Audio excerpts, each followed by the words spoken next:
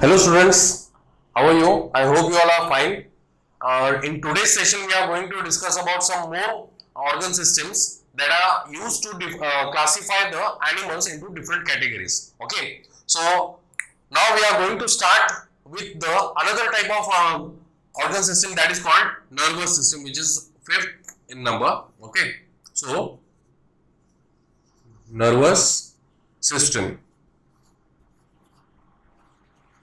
So students, what nervous system is associated with? See, when we talk about nervous system is associated with the coordination. Okay, so it is also referred as controlling unit. Okay, so it controls the various activities, that is physical activities within the body, as well as it also releases certain chemical stimulus. Okay, so certain special type of cells are present within the nervous system called neurons, which are responsible for carrying the signals from one part of the body to the another part of the body. So the basic use of nervous system is to provide the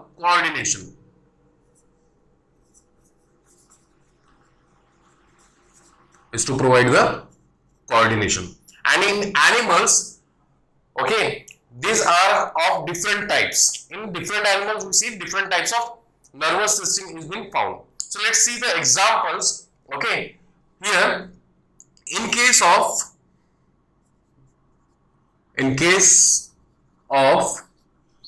lower animals,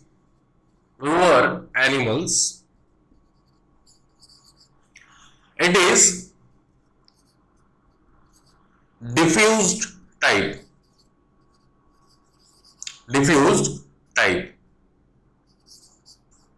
Okay, now what is meant by diffuse type? Okay, and what about lower animals? Lower animals means those animals which are not well developed, okay, or in which we cannot see the well developed vertebral column, well developed other tissues or organs. Okay, so such animals have a diffuse type of nervous system. Diffuse means it is called scattered. So the nervous system is being scattered throughout the body. Okay, it is not located in single situation. Like in case of humans, okay, even in our body, neurons, the cells are found in each and every part of the body. Okay, so what we can sense the different kind of stimuli, okay, or physical responses. But here, in case of such animals, the main nervous system, okay, which includes the brain, okay, and other peripheral nervous system are scattered or diffused within the body itself. Okay, so example here we can note down the example. It can be seen in case of coelentrates. Coelentrates means it is a phylum. Okay, that is Cnidaria. Okay, earlier it was referred as coelentrate. Nowadays this is referred as Cnidaria. And example under this phylum coelentrate is the Hydra. Okay, Hydra will be the example where we can see the diffuse type of nervous system is found. Now, let's see some more examples. If we talk about the Platyhelminthes,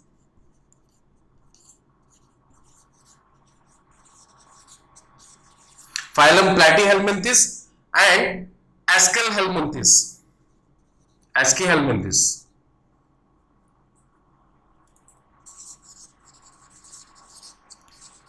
This phylum, okay, the members of these phylums are like flatworms and the roundworms. Okay, in this type of animals, we found we see the nervous system which is ladder-like. Ladder-like means it is ladder-shaped. Ladder, you know, it's like a rope having certain two ropes having certain bridges inside it. So that is ladder. Okay. Or if you know the structure of DNA, okay, have you seen the structure of DNA? I hope you have seen.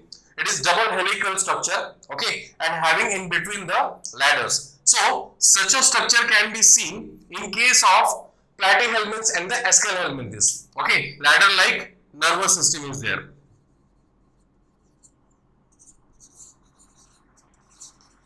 Okay, now let's see some more examples again. In case of mollusca,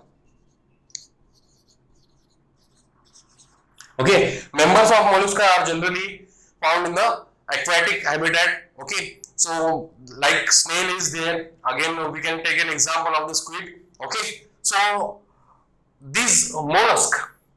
Okay, these mollusk also have a nervous system, and their nervous system is in the form of ganglia. Now, what is meant by ganglia? Ganglia means the group of neurons. Okay, so group of neurons are assembled to form the nervous system over here. It is also not having the well developed nervous system. Then, apart from this, in case of echinoderms,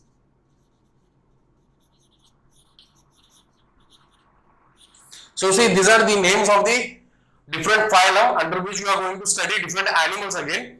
So in echinoderms, generally it consists of the animals such as starfish. Okay, so starfishes are included under echinoderms, and they have the nervous system in the form of nerve rings.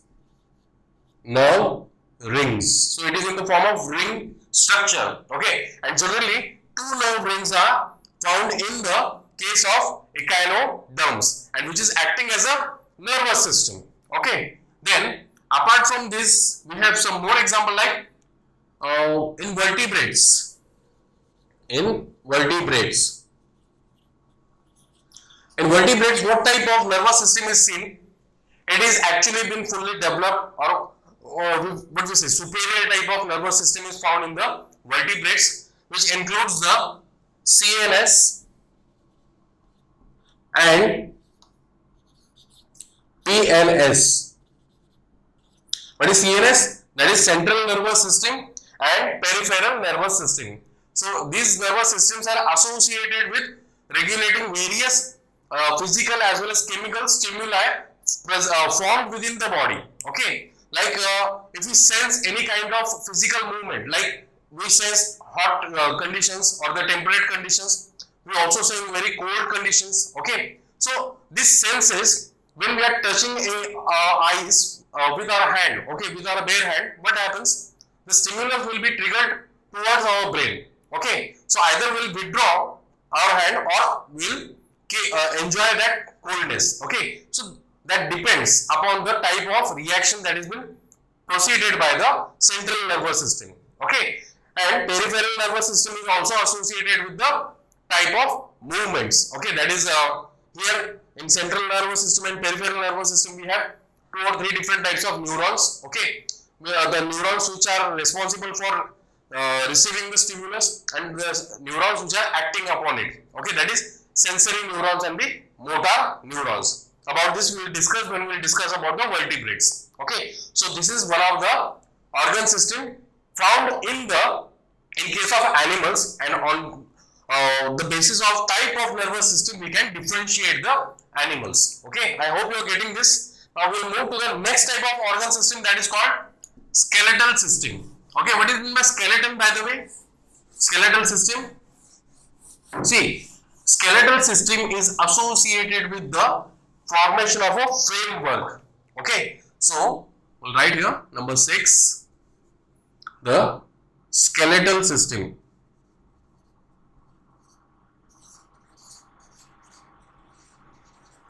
So, skeleton, it is most important part of the body as it provides the framework.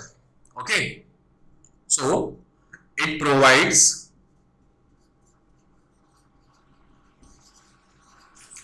the framework, okay, and also protects the body, okay, body of animal. So framework in the sense, see, each and every animal has a definite shape, okay, and why it is due to the presence of the skeleton. Okay, now it depends whether the skeleton it is inside, okay, whether it is inside,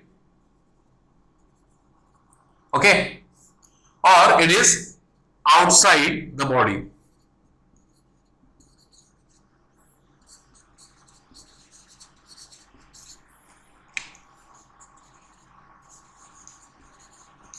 If it is inside the body, then such a skeletal system or such a skeleton is referred as endoskeleton.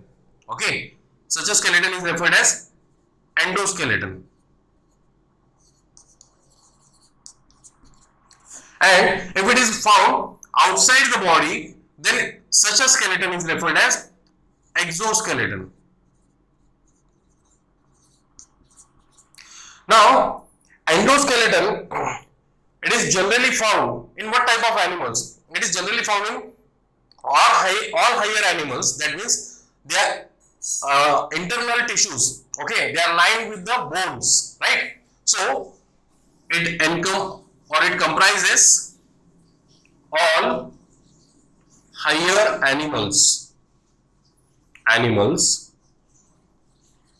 okay, and you can write the examples like bones, means examples of the endoskeleton. Okay, they can be formed of the bones, they can be formed of the cartilage,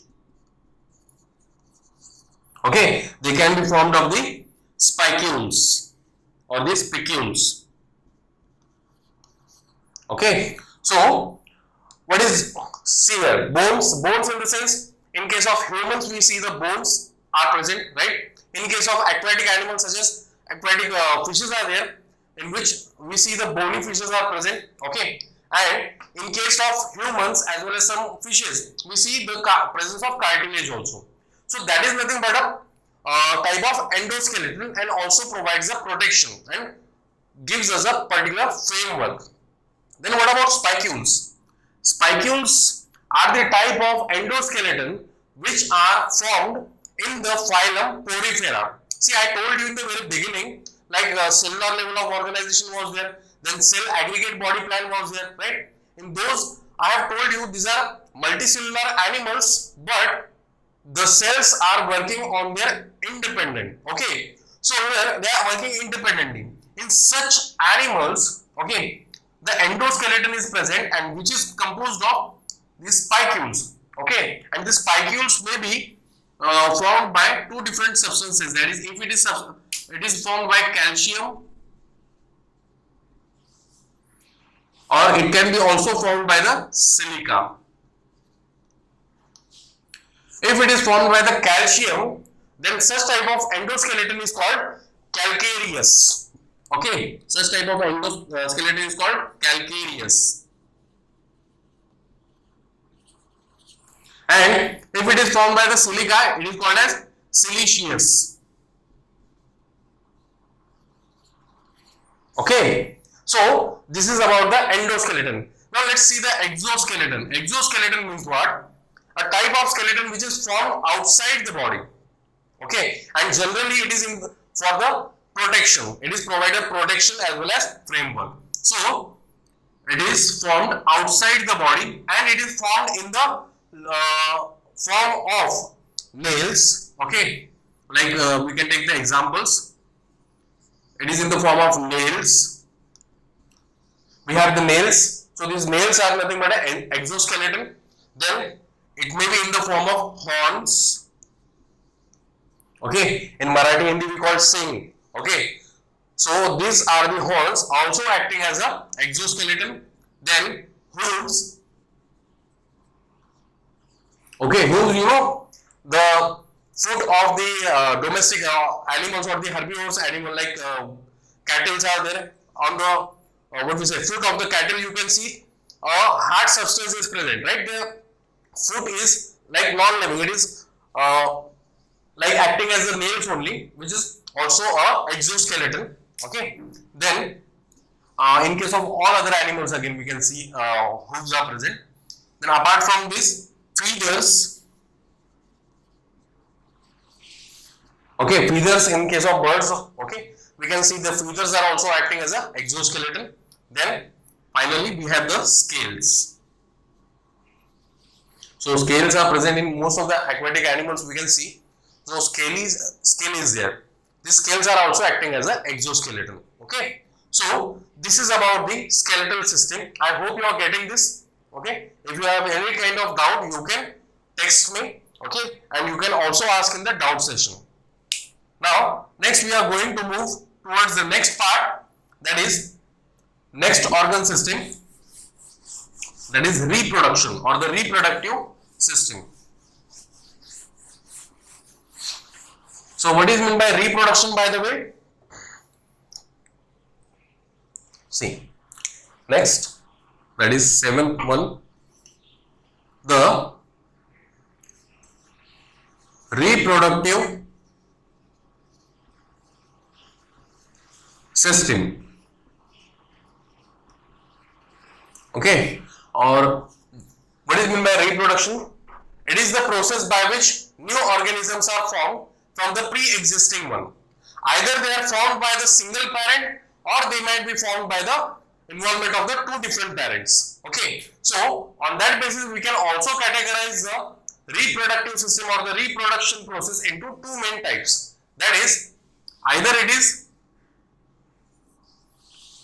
showing asexual type of reproduction,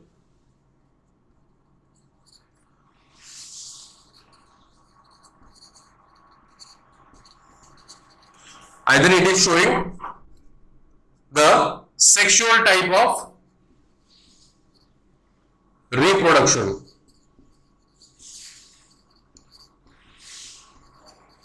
okay. So asexual reproduction means what? When there is no involvement of two different gametes, only one parent is responsible for providing the offsprings. Such type of reproduction is called as the asexual reproduction. Okay, and this type of reproduction, okay, is commonly seen. It is commonly seen in lower animals. In lower animals.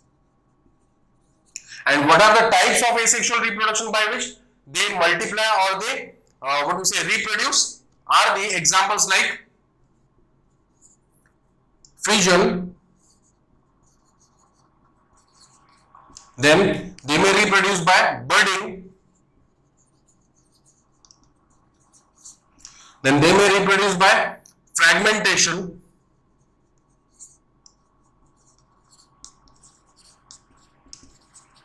okay, etc. So these are some of the examples under asexual reproduction.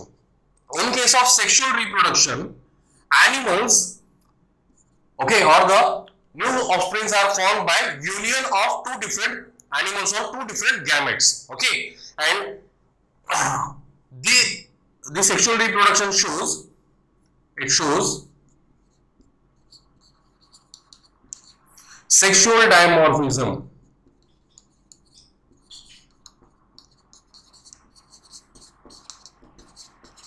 Now, what is meant by sexual dimorphism? See, sexual dimorphism means what?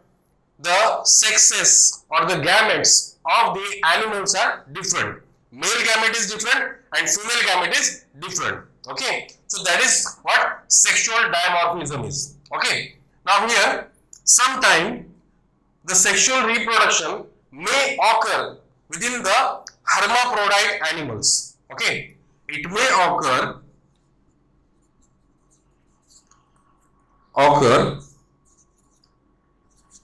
in hermaphrodite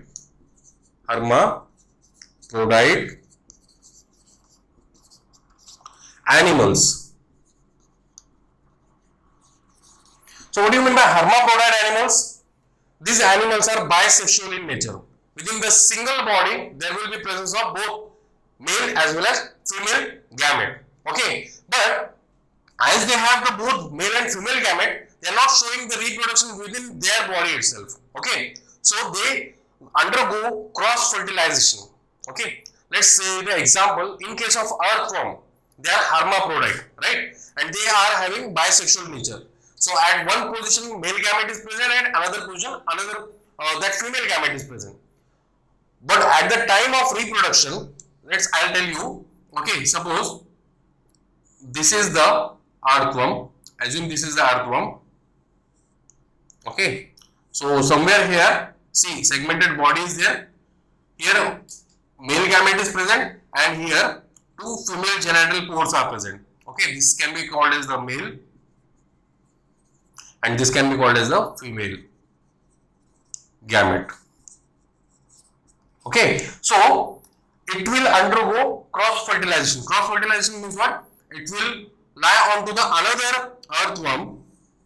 Okay, it will lie onto the another earthworm in such a way that the male gamete of this earthworm, okay, will in opposite direction to the female gamete of another earthworm. Okay, this will be the male gamete and here it will be having the female gamete. Female gamete. Okay, so in this way they undergo reproduction. So here they are unable to reproduce within themselves. They will reproduce with the help of another animal of same species. So that is how hermaphrodite animals perform the sexual reproduction. Now, depending upon the formation of the sexual gametes or the male gamete or female gamete, hermaphrodite animals can be referred as. Okay, it can be of two types or there is a condition you can say. That means when the animals, okay, these hermaphrodite animals, they show two different conditions. That is, if the male gamete within the organism or within the animal is developed first, then what it is called? It can be called as the protrandus. Protrandus. Okay, and if the female gamete is developed first, then it is called as the protogynous. So these are the two different conditions. Okay, you can write here, if male gamete is developed first, okay, then such a condition is called protandrous. And if the female gamete is developed first, then it is referred as the protogynous. I hope you are getting this. Okay, now next let's see the examples. What will be the examples under this? You can see the examples like leech. Okay, you know the blood sucking leech, also used in certain therapies. Okay, then earthworms, also referred as the friends of farmers. Okay, then in case of protogynous, we can see the examples like sea cucumber is there, or you can also write herdmania. Herdmania. Okay, this is the example under protogynous. I hope you are getting this. Now, another event in the reproductive system is the fertilization. Now, what is fertilization? Fertilization is that when the fusion of gametes will take place, that is male gamete fuses with the female gamete to form the zygote. Okay, that process is called as the fertilization. And this fertilization in case of animals, okay, can be internal or external. I'll tell you how it is. Okay, we'll rub this part.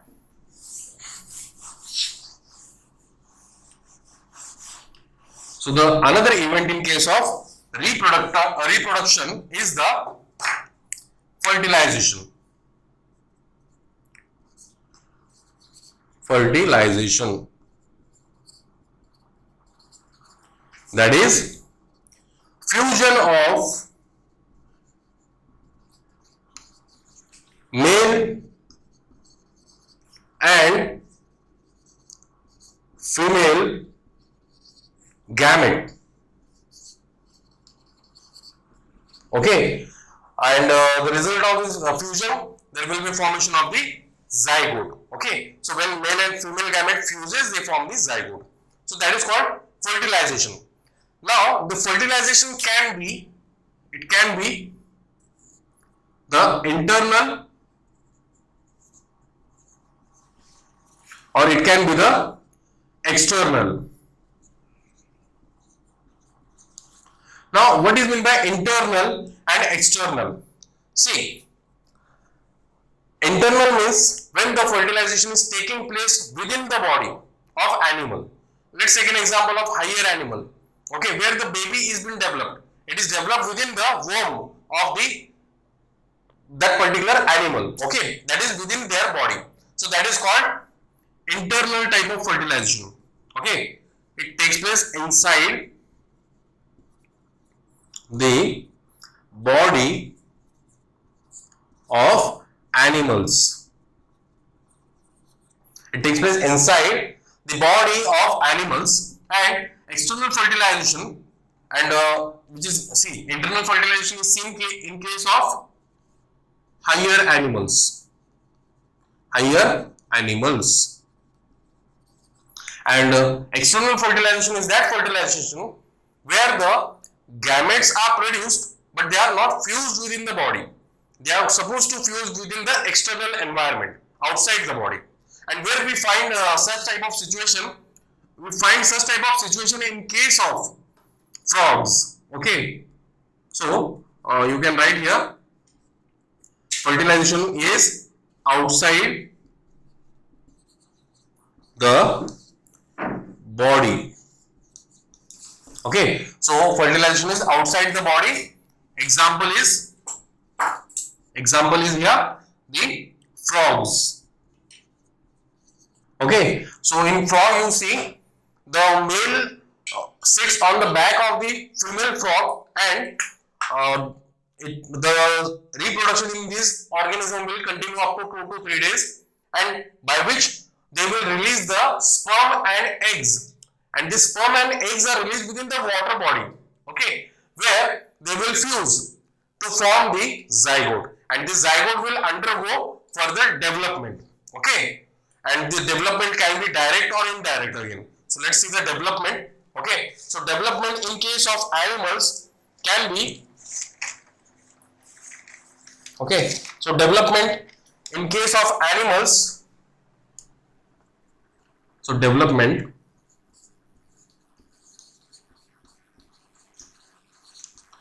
in case of animals, okay, can be of 2 types. Okay, that is, it can be a direct development,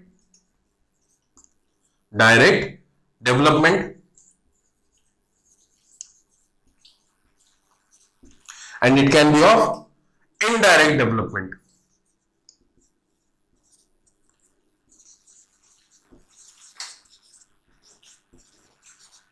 If it is direct development, then what happens? See, in direct development, as a result of fertilization, there will be formation of zygote, okay, or the egg.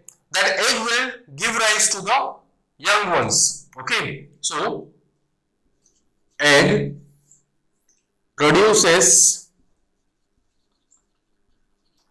young ones. Okay, that is called direct development. In case of indirect development, okay, it undergoes several stages or several changes to form an adult. Okay, so here from egg to young and from young to adult, it is the stage. Okay, so such type of process we can see. There is direct development is there. In case of indirect, egg will undergo certain changes, that is from egg to larva, from larva to pupa, from pupa to young ones, and from young to adult. Okay, so such a different types of steps are involved in the indirect development. That means these processes are called as the steps, okay, of forming a adult one is called as the metamorphosis.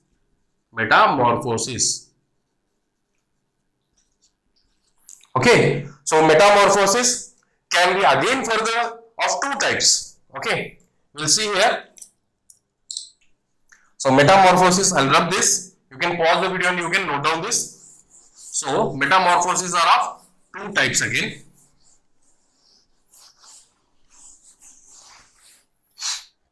Metamorphoses are of two types. So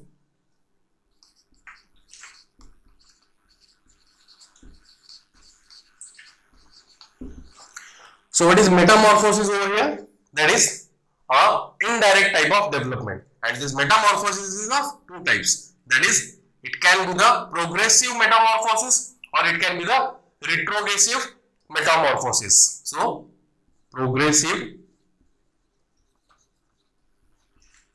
metamorphosis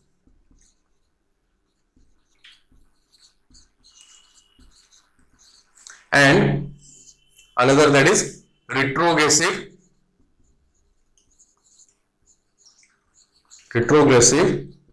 metamorphosis.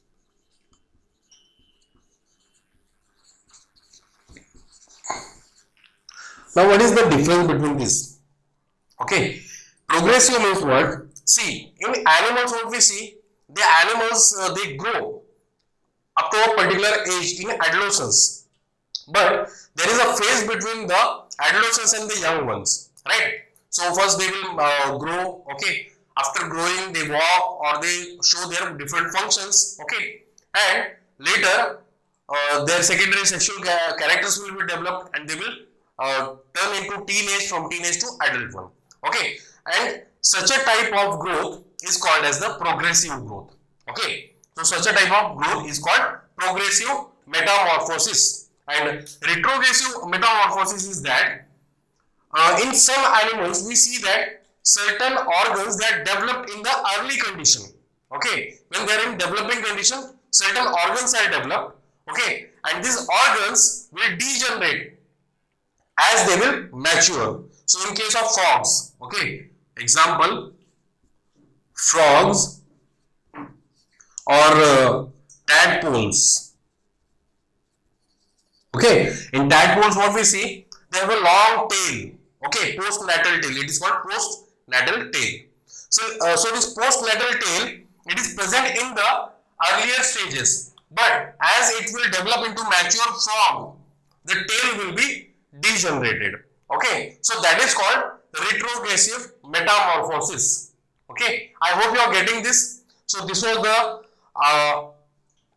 reproduction, under reproduction, okay, or the reproductive system. Next we are going to move to the next organ system or the next characteristic feature. On that basis we can classify the animals again, okay.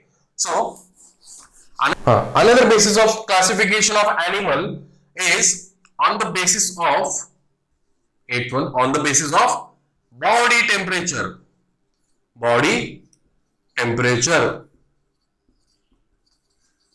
So body temperature, how to define the body temperature? See, animals have different capabilities, okay. Among this is to maintain the body temperature. So the animals which can maintain their own body temperature and the animals which cannot maintain their own body temperature, in such a way we are classifying the animals over here. So on the basis of body temperature, animals can be, okay, animals can be of two types, that is homeotherms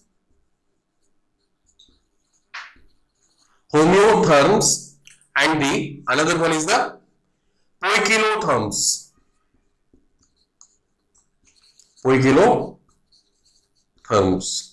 So homeotherms means what? See, homeotherms means the animals, they are able to maintain their body temperature on their own, okay. They are also referred as the warm-blooded animals.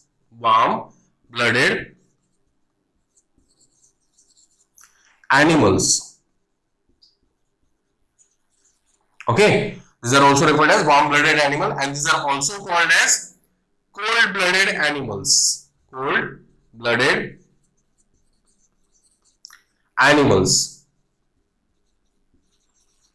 So see the difference between them. In warm-blooded animals, depending upon the external temperature, our body humans are also involved in the warm-blooded animal. Okay, they can maintain their body temperature. Okay, suppose surrounding environment around us, it is too temperate or too hot. So what our body does, our body utilizes the water present in our body, okay, to release the sweat. And when the sweat is evaporated, it will cool down our body. Okay, in this way, our body maintains the body temperature. Okay, in case of very cold conditions, okay, there will be no usage of water, but there will be formation of goosebumps, hair will become straight. Okay, so that is nothing but a kind of signals. Okay, and at that time our body, it is maintaining the body temperature by formation of an insulating jacket over around the entire body, that is in the form of fats. Okay, so fats help in the maintaining warmer body temperature. Okay, so that is how we can maintain the body temperature. And examples, here we can take examples. Okay, so examples are the birds and mammals. So birds and mammals are under warm-blooded animals. Now in poikilotherm, see, these animals, they show the fluctuation. Okay, what fluctuation means? Suppose the surrounding temperature is rising, according to that their body temperature will also rise. If the body temperature, okay, or the surrounding temperature is decreasing or it is lowering, then their body temperature will also lower.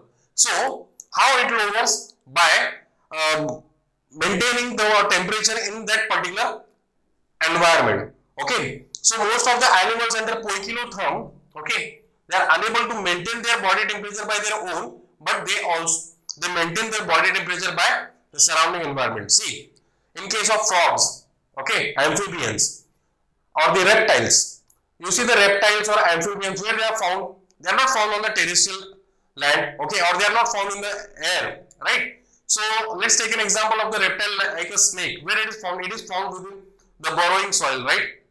So we have to dig a soil and we can form these animals. So why they are in the burrowing part? Because they are maintaining their body temperature. They are unable to maintain on the surface. Okay.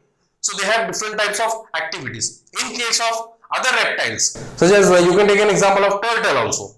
Okay. So turtles are the reptiles which are capable of regulating their body temperature by placing into water as well as on land. Okay. Then amphibians like frogs or the toads, they are again present in the water as well as on the land and that's how they maintain their body temperature. So here we can take the example of amphibians and reptiles. Okay, so I hope you are getting this. Now the poikilotherms on the basis of extreme conditions, what they do? Okay, in extreme conditions they can either undergo hibernation or they can undergo estivation.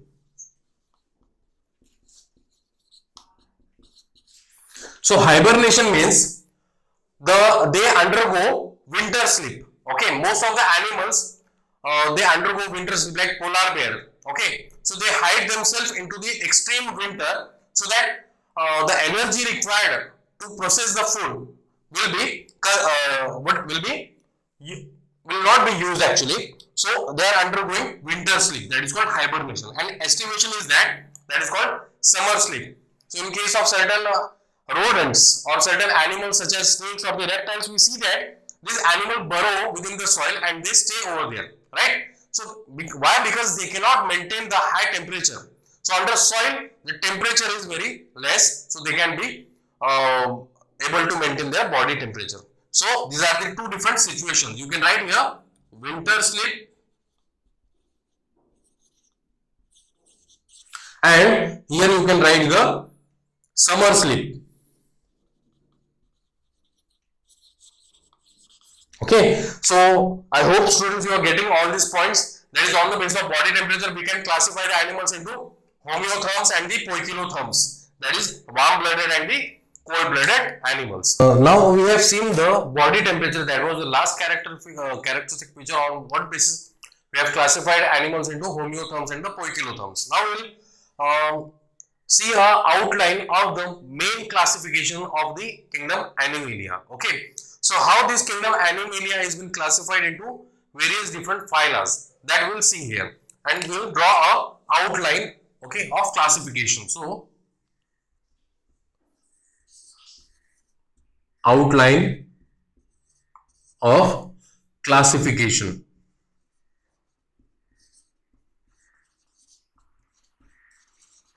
Okay, so in outline of classification we will classify the animals on various parameters again. Okay, so animals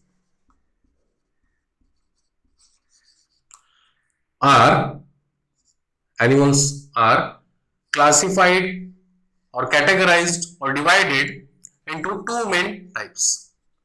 Okay, that is on what basis? On the basis of presence or absence of notochord. So let me tell you what is notochord. Notochord is a type or a kind of character which is found in the vertebrates, okay, as well as in some invertebrates. Okay, so basically the notochord, it is found in the vertebrates only. Well, but the development of that notochord in some vertebrate, it is up to a particular age only. Okay, means it will be acting or it will be remaining persistent throughout the life in some what we say vertebrates, and in some vertebrate it will develop into the vertebral column or the backbone. Okay, so that is how we are classifying here. So on the basis of presence or absence of notochord, on the basis of presence or absence of notochord. Okay, so animals are classified or categorized into two main types. So here first it is the non-chordates.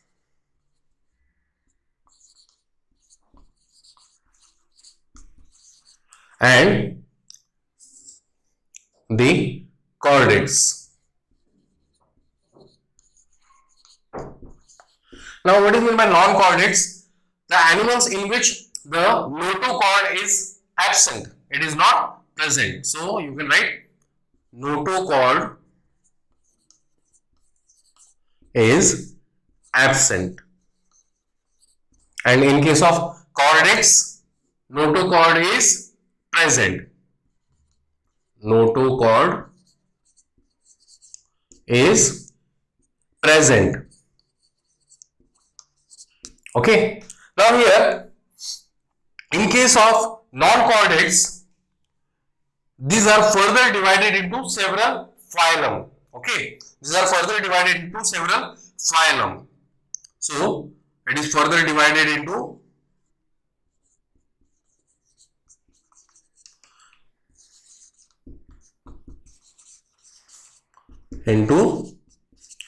we'll write number one phylum, phylum Porifera. Okay, under phylum Porifera, okay, here, so or you can write phylum completely, that is phylum Porifera. Under phylum Porifera, we will be talking about the sponges. Examples are the sponges. Okay. Then number two, phylum Cnidaria.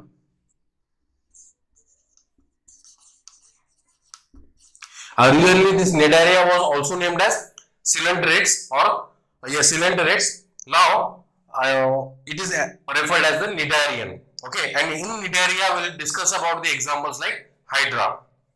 Then third phylum, Okay, so third phylum is the phylum Ctenophora.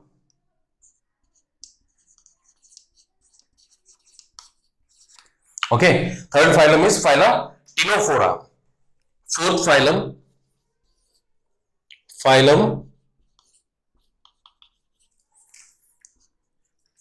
Platyhelminthes. Platyhelminthes. Okay, in Platyhelminthes we'll be discussing about the liver fluke as well as the flatworms, okay, and their characteristic features. Then fifth phylum is phylum Aschelhelminthes.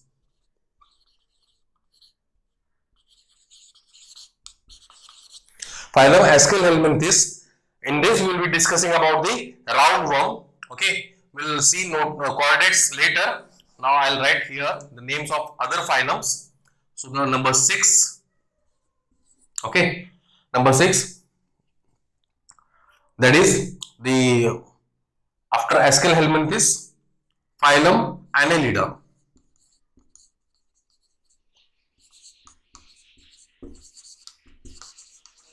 In annelids, we'll be discussing about earthworm, leech. Okay. Then seventh phylum is phylum Arthropoda. Arthropoda. So Arthropoda means the animals which are having jointed legs. These are called Arthropoda. Okay. Arthro means jointed and poda means legs. So here we'll be discussing about the insects. The next phylum is phylum Mollusca. Okay, so in this we'll discuss about the snails. Okay, apple snail, the organization, body organization, what type of symmetry they have, then what type of body plan they have, right? Whether they perform what type of reproduction. Okay, all these characters, whatever we have discussed until now, that we are going to discuss in these different phylas. Okay, the next number 9, phylum Echinodermata.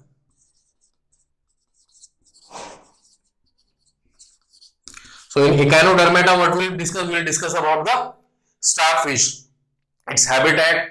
Then we'll discuss about level of organization, body plan, symmetry. Okay. Then we'll discuss about the different organs associated with the various metabolic processes. Okay. What type of nervous system is there? All these points we will discuss in this again. Then next phylum, that is phylum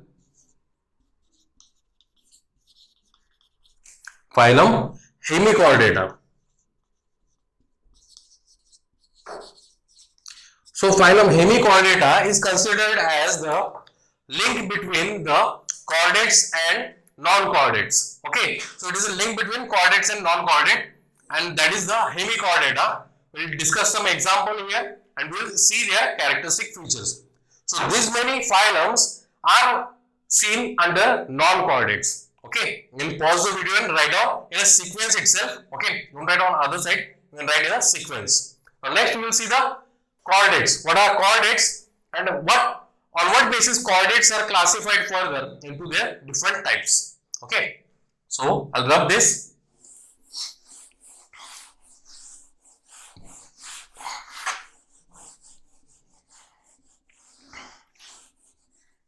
And the main classification in the that is non-chordate and the chordate is on the basis of presence or absence of the notochord. Okay, now we'll classify the another, that is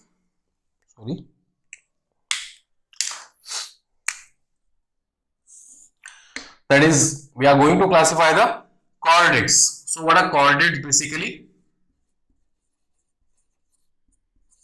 So chordates are those animals in which there is a presence of notochord, and this notochord in some chordates, okay, persistent throughout their life, and in some chordate it will develop into vertebral column. So the chordates are further classified okay, are further classified into three main types, that is on the basis of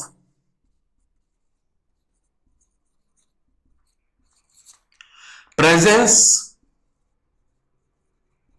of notochord. So where exactly this notochord is present in these animals, on that basis we are classifying the chordate into three categories, that is first urochordata, means the notochord, it is present at the tail part, okay. So here notochord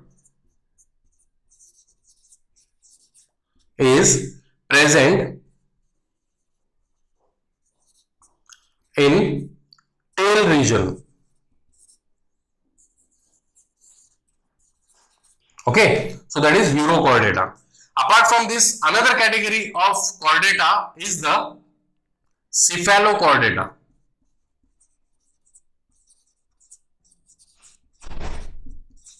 So cephalochordata, as the word itself indicates, cephalo means head, okay. So cephalization, we have seen the characteristic which is cephalization, that is formation of head, okay. So here the notochord will be found at the head region, okay. So notochord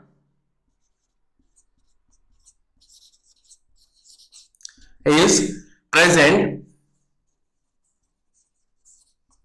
at head region,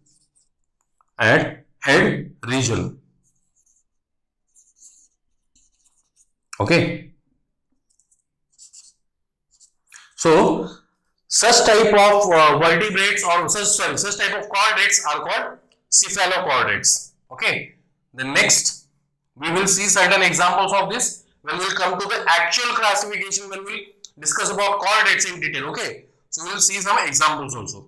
Then finally we have the third category of chordates, that is vertebrata.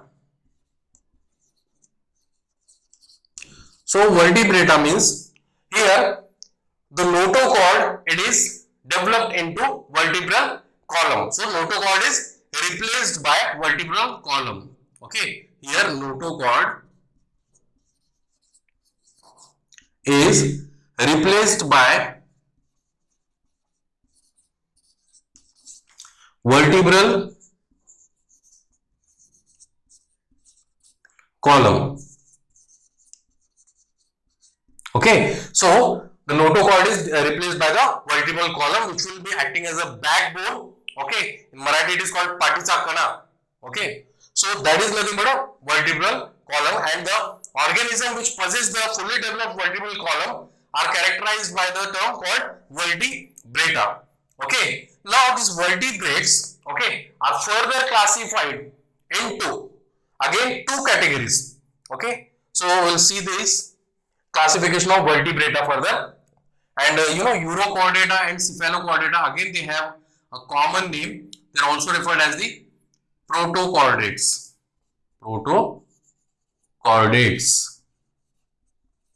Okay. So let's see the classification of this vertebrata further. It is not further divided. So here we'll see the classification of vertebrata. I'll rub this and we'll start with the new one again.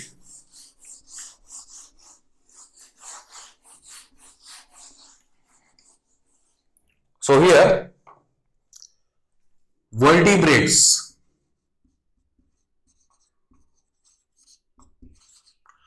are further classified into two categories, okay, that is on the basis of presence or absence of jaws. So on the basis of presence or absence of jaws, okay. So if they have the jaws, what they are called, if they don't have the jaws, jaws means the buccal cavity consists of jaws. So the animals or the vertebrates in which jaws are absent, okay, such animals are called as the Anathostomata.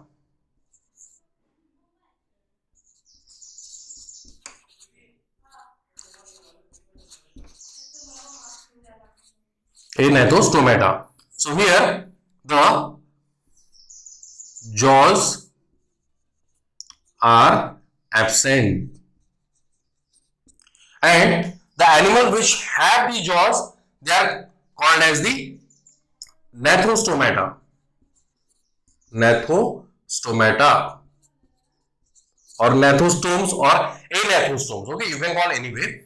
So gnathostomata are the animals in which jaws are present.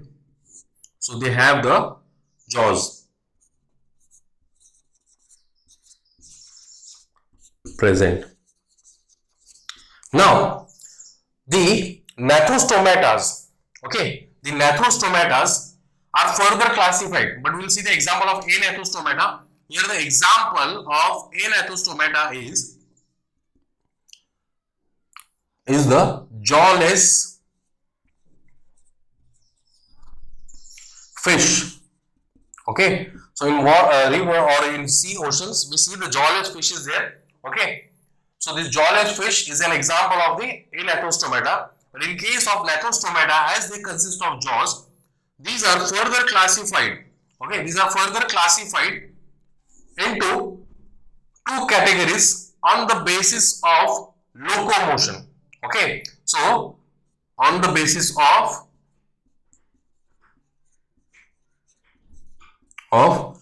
locomotory organ. Locomotory organ. So see, locomotion is nothing but a movement of body from one place to another place. And how does it take place? With the help of certain organs. So in case of vertebrates, in the gnathostomata, okay, which bear the jaw, in which jaws are present, these are further classified into two main categories. That is, one which is called as the Pisces, okay, and another is called as the Tetrapoda.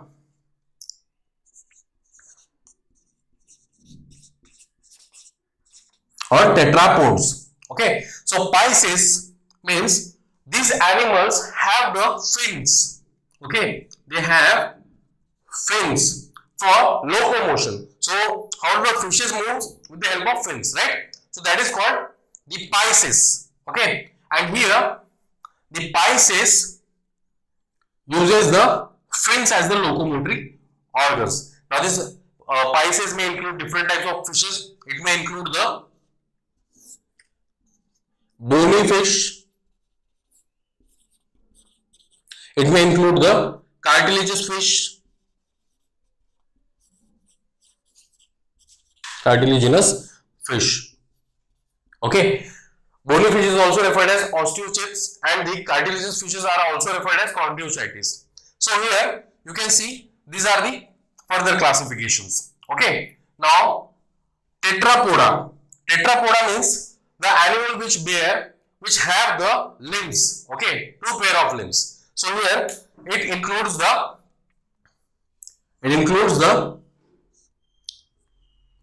four different classes. Class Amphibia. See, amphibia means the animals which are adapted to live in water as well as on land. Like frog is there, toad is there. Okay, that is amphibia. Then class Reptilia. Snakes, turtle, crocodile, they are all reptiles. Okay, so which show the crawling movement are called Reptilia. Okay, then class Aves. Aves means what? The animals which are adapted to fly, okay, or they are adapted to live at certain height. So these are aves, that is birds basically. And class Mammalia. Okay, so this is a brief outline of the classification, and in this way only we are going to discuss about the different types of animals. We'll start with the phylums. Okay, phylum Porifera. We'll end with the Hemichordata. Then we'll enter into the chordates. Again, we will discuss about the types. Okay, So on what basis? On the basis of presence or yes, where the exactly this notochord is present in urochordate, then cephalochordate. Then we'll discuss about the vertebrates. Again, vertebrates are further classified into two different categories. Okay, that is anathostomata and the gnathostomatas. Then we'll see the example. We'll see their structures. Okay, and we'll understand their functions also. So further, we are going to start with in the next part, we will start with the phylum Porifera. That is the first phylum. Okay. We will see all these characters into that phylum Porifera again. So, thank you.